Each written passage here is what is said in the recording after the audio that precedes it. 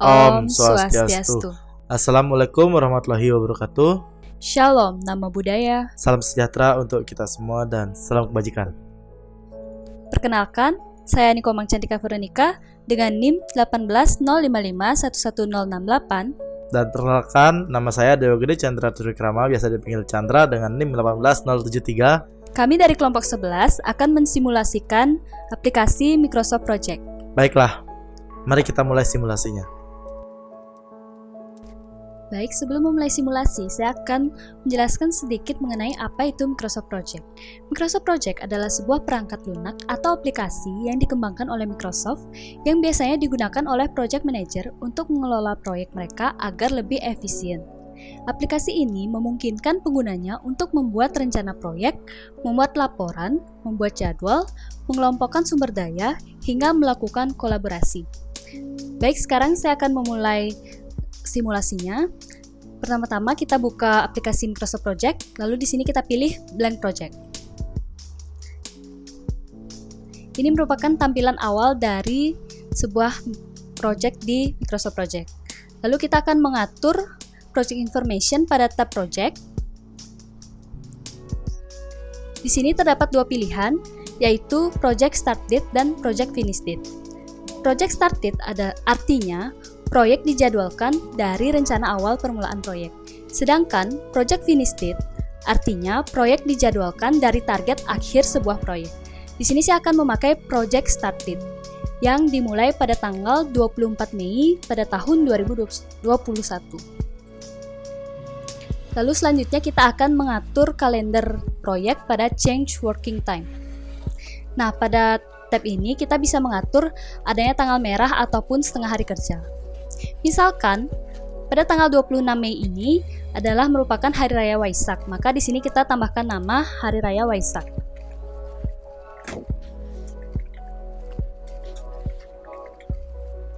Nah, di sini kita atur sebagai non-working pada details. Di sini kita atur sebagai daily karena hanya pada hari itu saja. Jika ini berulang pada setiap minggu, maka kita atur weekly. Jika ini berulang setiap bulan, kita atur monthly. Dan jika ini berulang setiap tahun, kita atur yearly.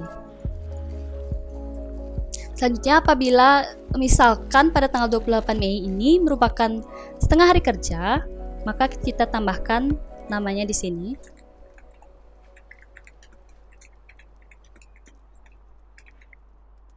Lalu kita akan atur waktunya pada details. Kita atur waktunya hanya setengah hari kerja, yaitu pada jam 8 pagi sampai jam 12 siang. Untuk jam 1 sampai jam 5 sorenya kita tinggal hapus. Oke. Lalu selain itu, kita juga bisa membuat kalender baru untuk project, untuk pekerja tertentu yang hanya bisa bekerja pada hari-hari tertentu. Misalnya petugas atau pengawas yang hanya bisa bekerja pada hari Kamis, maka kita bisa membuat kalender khususnya. Di sini kita beri nama untuk kalender barunya. Lalu pilih create new base calendar. Oke. Di sini kita save dulu yang standar. Nah, untuk pengawas Kamis kita pilih di work weeks karena hanya pada hari Kamis saja dan berulang setiap minggu. Di sini kita atur detailsnya. Kita atur sebagai hari Kamis sebagai working time, sedangkan hari-hari lain sebagai non-working time.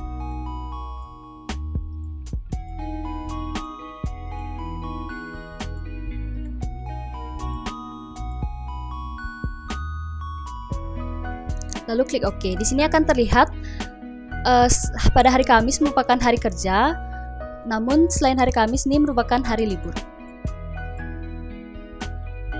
Lalu kita klik OK. Setelah itu, alangkah baiknya kita save as terlebih dahulu dengan nama sesuai yang kita inginkan.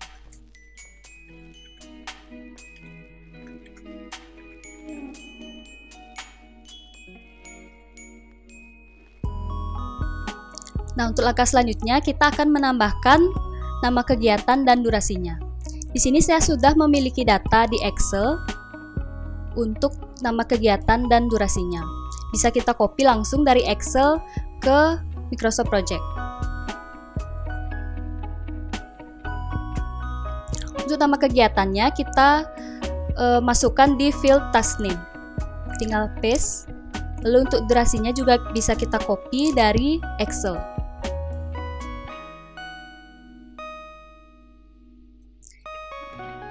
Di sini untuk 1 day itu artinya 1 days atau 1 hari, dan 2 W ini untuk huruf W ini melambangkan weeks atau minggu.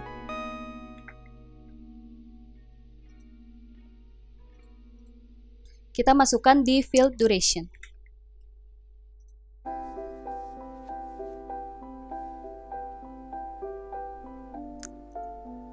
Lalu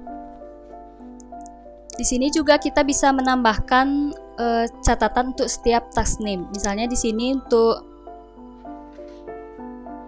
pengecoran otot, misalnya saya tambahkan sebuah catatan. Mungkin di sini catatannya harus segera diselesaikan.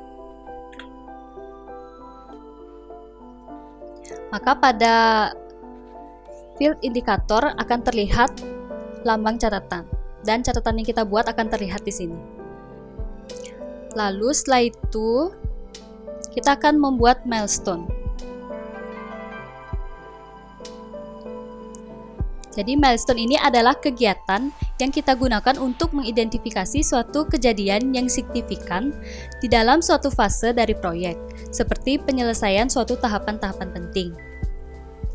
Nah, ketika kita masukkan sebuah kegiatan dan durasinya itu 0 hari, maka itu akan dijadikan sebagai milestone. Nah, di sini saya sudah memiliki berbagai aktivitas milestone-nya, dan juga sudah terdapat detail milestone itu dilakukan setelah kegiatan apa. Di sini yang pertama yaitu pemeriksaan patok pengukuran. Di sini untuk pemeriksaan patok pengukuran dilakukan setelah kegiatan pembuatan patok penggalian. Maka di bawah pembuatan patok penggalian, pada tab task, kita tambahkan milestone. Pemeriksaan patok pengukuran. Bisa kita copy ke sini.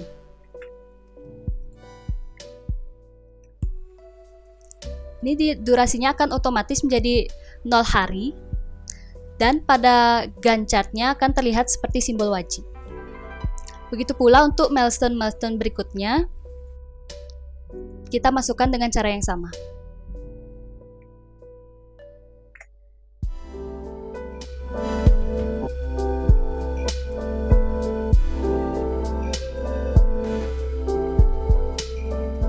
Nah, misalkan sekarang sebenarnya untuk kegiatan pemeriksaan interior merupakan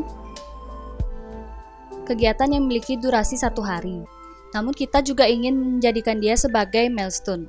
Maka kita bisa mengubahnya dengan klik kanan, Information, lalu pada tab Advance, kita centang Mark Task as Milestone. Oke. Lalu kegiatan ini akan otomatis menjadi milestone walaupun dia durasinya 1 hari. Oke, langkah selanjutnya adalah menambahkan kegiatan berulang. Di sini bisa kita tambahkan dengan cara klik pada segitiga di bawah task, lalu pilih recurring task. Di sini misalnya terdapat kegiatan pemeriksaan rutin.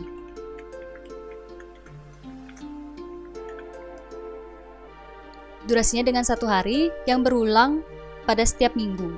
Jadi saya akan masukkan pada setiap hari Rabu. Nah, di sini ada 2 pilihan, yaitu end after dan end by. End after ini maksudnya kegiatan ini akan berakhir jika setelah kita lakukan selama 2 atau 3 kali, tergantung kita masukkannya berapa. Sedangkan untuk end by ini, kegiatan ini akan berakhir pada tanggal yang kita tentukan. Di sini saya akan memakai end after dengan jumlah 3 kali. Lalu klik OK, maka di sini akan muncul kegiatan rutinnya.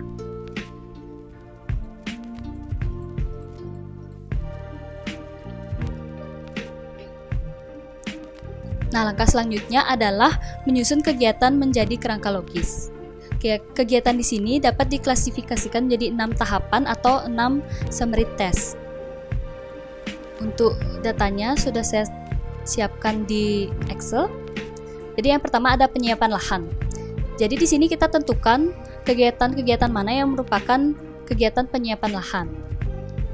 Lalu kita blok. Lalu klik summary pada tab insert.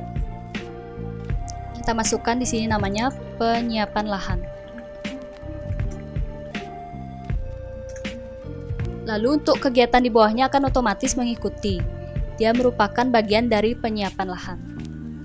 Lalu selanjutnya ada pembangunan pondasi. Kita blok kegiatan yang merupakan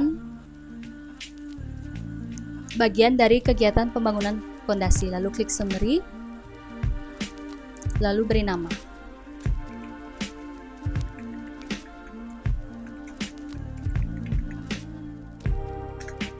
Begitu seterusnya.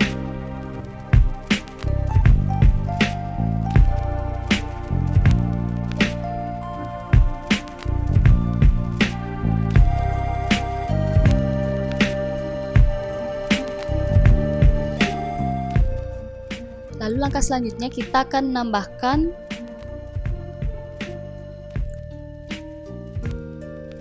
WBS kode.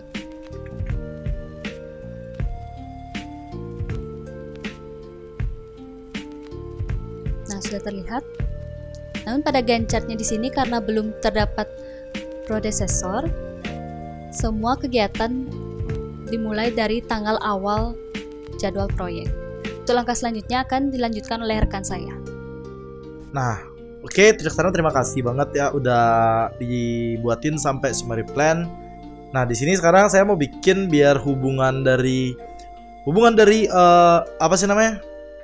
Kegiatan ke kegiatan tuh ada. Kalau kita tuh di tugas-tugas kita sebelumnya tuh biar kelihatan kayak ada predecessor dan suksesornya gitu. Nah, sebenarnya apa sih konsep predecessor sama suksesor itu? Jadi kayak gini nih. Semisalkan pembuatan patok penggalian ini dilakukan setelah pengukuran tanah selesai, maka kita di sini mengetahui bahwa pembuatan patok penggalian ini memiliki predecessor yaitu pengukuran tanah. Di sini predecessor itu jatuhnya kayak tugas pendahulu, suksesor itu tugas yang akan datang. Oke, di sini menurut table yang sudah didapatkan dari modul Microsoft Project, di sini tuh pembuatan patok penggalian itu didahului oleh pengukuran tanah. Nah, gitu. Ya, di sini kita lihat untuk di Gantt chart-nya itu dia sudah mulai agak maju. Jadi maksudnya ini adalah setelah pengukuran tanah finish, disitulah pembuatan patok penggalian dimulai. Nah, sekarang pemeriksaan patok pengukur itu dilakukan setelah pembuatan patok penggalian. Oke, sekarang di sini jadi di sini yang kita mainkan untuk di bagian Excel ini adalah bagian Excel project ini adalah di kolom predecessor. Oke, sekarang saya lanjut dulu. Penggalian pondasi itu dimulai dengan pemeriksaan patok pengukur.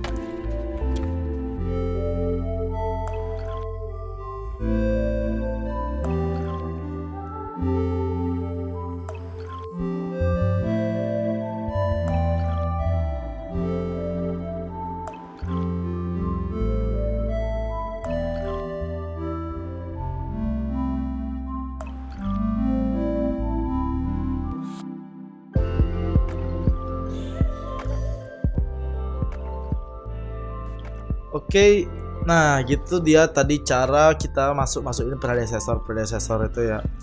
Nah, sekarang di sini masukin dia itu biar auto schedule. Oke, udah auto schedule kan ya. Nah, di sini kita udah lihat dia itu bar chartnya udah tersusun rapi sampai akhir bisa dibilang. Nah, bahkan di sini tuh kita bisa lihat setelah kita lakukan auto scheduling, dia itu penyiapan lahan diketahui 2 hari, pembangunan pondasi 10 hari, penyusunan tembok 16 hari, penyusunan atap 25 hari, pengerjaan interior 21 hari, pengerjaan eksterior, dan penyerahan ke pemilik. Ini pemeriksaan rutin ini yang biasa dilakukan pokoknya cuma sampai sini aja, sampai tanggal 31 aja deh kalau nggak salah di sini. Nah, di sini bisa kita lihat rangkumannya bar chartnya itu sampai selesainya, yaitu selesai di tanggal 6 di tanggal 6 bulan 8 ya, benar. Nah, sekarang biasanya tuh bar chart itu kan identik sama adanya ini ya, adanya apa sih namanya? Adanya lintasan kritis, lintasan-lintasan yang tidak boleh terlambat lah bisa dibilang dilakukan. Nah, di sini lintasan kritis tuh gimana sih cara ngeliatinnya? Kalau dari sini cara ngeliatin tuh gampang sebenarnya. Itu cuma klik kanan di bagian sini, kemudian di show hide bar styles nih, cari critical task. Nah, di sini tuh bisa kita lihat semua yang berwarna merah itu adalah bagian critical task. Berarti benar-benar kayak ibaratnya itu dari penyiapan lahan, pembangunan fondasi, penyusunan tembok. Tapi ini pemasangan kusen tuh tidak terlalu kritikal sih ya, karena ya.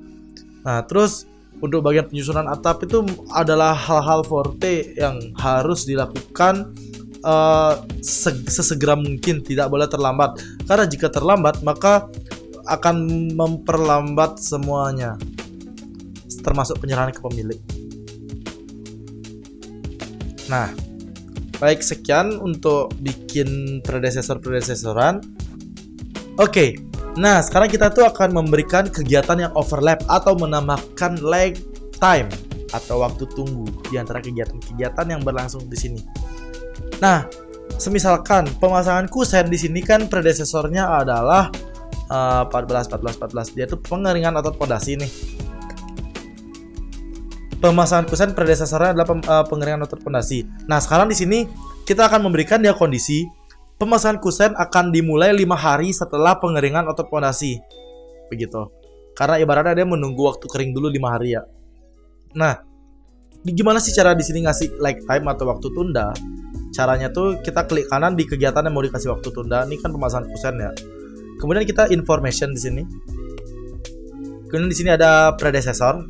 Nah, di sini ada predesesornya itu adalah 14 pengeringan otot fondasi, tipenya finish to start, dan lag-nya adalah kita di sini masih 0D ya. Kita kasih 5D atau 5 hari, 5D, 5D. Kemudian kita klik OK. Nah, di sini kita akan sudah lihat bar chartnya berubah posisinya. Dan di kolom predecessor ini juga keganti dia 14 fs ditambah 5 days, 5 days. Oke, sekarang kita akan memasukkan yang namanya tanggal yang spesifik dalam satu kegiatan. Nah, misalkan untuk di kasus ini tuh pemasangan jalur PDAM ini harus dimulai tanggal 2 Juli. Nah, di sini cara itu adalah kita klik kanan informations. Kemudian di sini kita main di advance, dan di sini tuh kita mainin dia as soon as possible tanggal 2 Juli. Sebenarnya penggunaan as soon as possible ini adalah dia itu akan dimasukkannya tuh menggunakan start date biasanya. Kemudian kita di sini klik OK saja.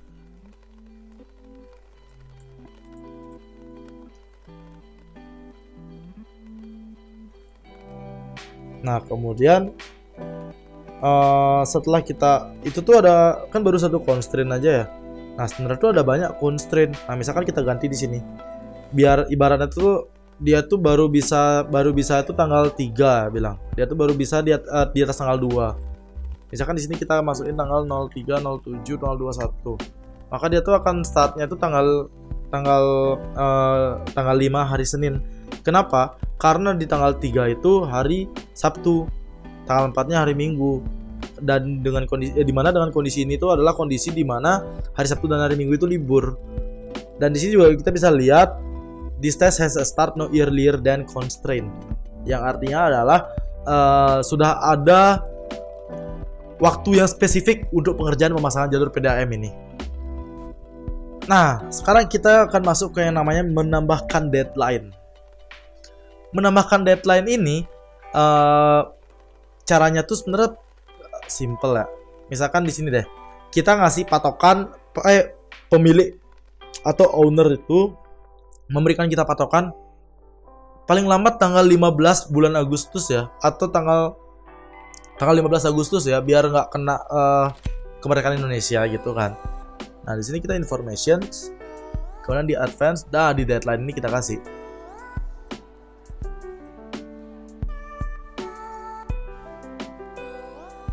Nah, maka kegiatannya itu bisa dibilang masih aman ya, karena di sini deadline-nya. Nah, tapi gimana kalau seandainya deadline itu ternyata lebih awal daripada finish-nya? Di sini kita lihat nih, finishnya itu kan tanggal 6 Agustus nih. Gimana kalau seandainya di sini kita akan masukkan dia itu finishnya tuh tanggal 1 Agustus misalkan.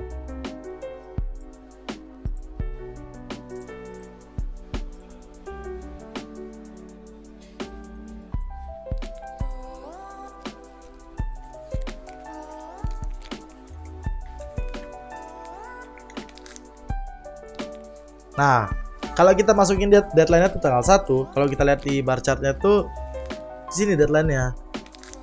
Dan di bagian information ini dibilang this task goes past its deadline on. Nah, di sini kita bisa meyakinkan diri kita sendiri bahwa dengan pengerjaan seperti ini ternyata tidak memenuhi deadline. Oleh karena itu harus ada yang kita ubah lagi di sini. Misalkan kayak mungkin menambah jam kerjanya dan lain-lain. Mungkin bisa, inilah fungsinya kayak Microsoft Project itu benar-benar terplankan kita dari sini. Baik, ini kan dia tuh masih, tadi kan kita sudah belajar tentang deadline, tentang predecessor, tentang cara memasukkan lag time, dan juga cara memasukkan waktu yang spesifik ke dalam satu pengerjaan. Nah, sekarang gimana sih caranya kalau kita mengubah chart yang ada di kanan kita ini mau jadi apapun ya. Misalkan kayak yang pertama kita mau ngubah dia jadi network diagram misalkan. Ini kalian tinggal masuk ke ribbon view nih. Terus di Gantt chart ini kalian pilih more views. Terus ini cari misalkan network diagram, apply. Maka dia akan kelihatan network diagram. Nah, misalkan kalian mau ganti dia itu mungkin jadi misalkan kalender. Udah, dia akan terlihat dalam bentuk kalender. Untuk di bulan mana sih? Bulan 2021 tuh. Nah, ini dia. Dia akan terlihat bulan Mei sampai dia selesainya kapan. Nah, misalkan kita mau lihat biar dia tuh view-nya tuh lain. Misalkan view-nya itu namanya apa ya? Ganti dulu. Jadi ini deh, coba Gantt with timeline. Ya dia sama aja sama kayak Gantt chart sih sebenarnya. Tracking gun.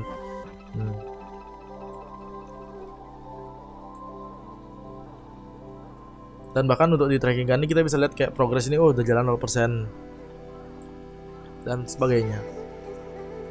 Mungkin saya balikin ke Gantt chart dulu. Nah, baik, mungkin sekian simulasi pertama dari kelompok 11. Nantikan lagi simulasi-simulasi selanjutnya yang akan dimulai dari kelompok 12. Baik, simulasi ini akan kami tutup. Om Santi Om. Assalamualaikum warahmatullahi wabarakatuh. Salam Namo Buddhaya, salam sejahtera untuk kita semua, dan salam kebajikan.